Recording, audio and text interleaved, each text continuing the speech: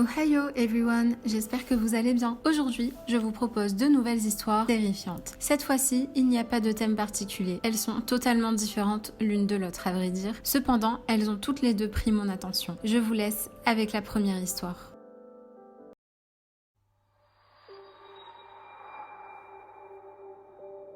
Cette histoire s'est passée quand j'avais 13 ans. Aujourd'hui, j'en ai 16. Je faisais partie des scouts et comme chaque année, il y avait le week-end d'équipage. Le week-end d'équipage, qu'est-ce que c'est? C'est un week-end sous tente avec son équipage scout. Un groupe de 5-6 scouts. Seul où on doit se débrouiller. Bien sûr, on le fait pas en pleine nature. On le fait dans le champ qui se trouve derrière la maison des grands-parents d'un des membres de notre équipage. Ce soir-là, on va dans les champs se préparer à passer une bête de soirée, à se raconter des histoires, etc. Les grands-parents, eux, sont sortis et ils rentrent très tard dans la nuit.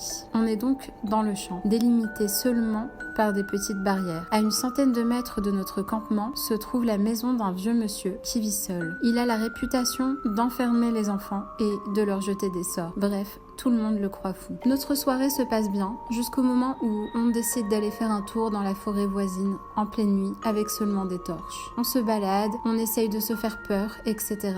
Bon délire, on s'amuse bien. À un moment, après 10 minutes de marche, nous arrivons dans une petite clairière que nous éclairons de nos torches. Et là, c'est la terreur. On découvre un feu de camp éteint, entouré de vêtements déchirés, de poupées décapitées et de flaques d'un liquide qui ressemble grandement à du sang. Tout le monde se tait, se regarde, ne sachant pas quoi faire. Après 30 secondes comme ça, qui semble durer une éternité, on entend un craquement en face de nous. Notre première réaction est de s'accuser entre nous de blagues. Mais quand une silhouette noire surgit des bois et court sur nous, on comprend vite que ce n'est pas le cas. Sans perdre une seconde, on se retourne et on trace comme on n'a jamais tracé en direction de notre camp. Cette silhouette nous poursuit et en courant, je me retourne et ce que j'aperçois m'a traumatisée et est encore gravé dans ma mémoire. À la lueur de la lune, j'aperçois le visage de cette silhouette et ce visage sourit d'un sourire démoniaque, comme possédé. Clairement, ça me donne une pêche qui me fait courir avec encore plus de conviction, car j'ai aussi aperçu que cet homme avait un couteau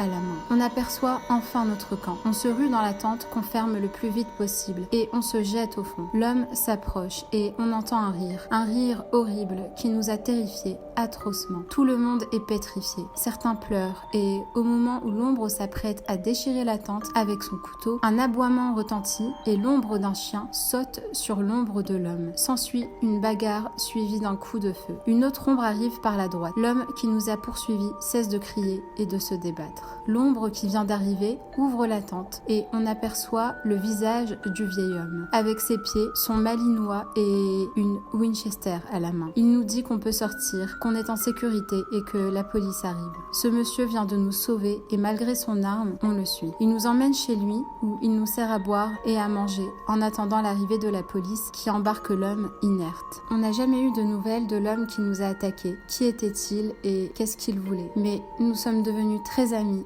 avec le vieil homme.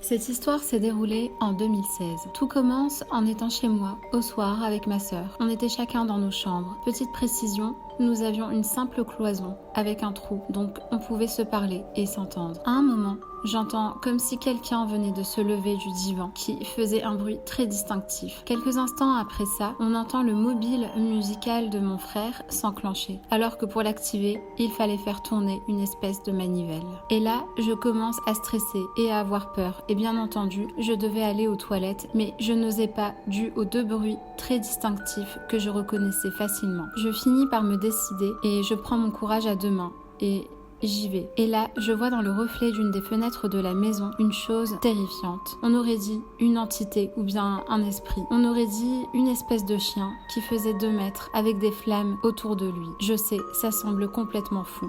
Mais c'est vraiment ce que j'ai vu. Et là, l'angoisse totale. Je fais demi-tour directement dans ma chambre. Bien entendu, je n'ai plus bougé de la nuit jusqu'à m'endormir. Et petite précision pour certains qui comprendront ce que j'ai vécu, mais étant petit, j'ai eu affaire à une terreur nocturne. Donc je me suis retrouvée paralysée sans pouvoir ouvrir les yeux, ainsi que bouger. Et cette impression qu'on venait forcer sur ma poitrine.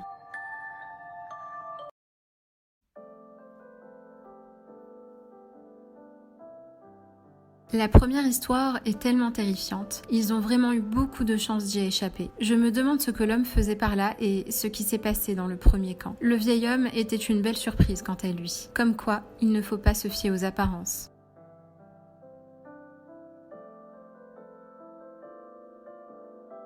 Pour ce qui est de la deuxième histoire, alors je pense que chacun se fera son avis, mais en la découvrant, j'ai vraiment eu la sensation que la personne nous disait la vérité. À la fin, elle nous parle de terreur nocturne ou paralysie du sommeil, alors était-ce juste un mauvais cauchemar ou encore autre chose ?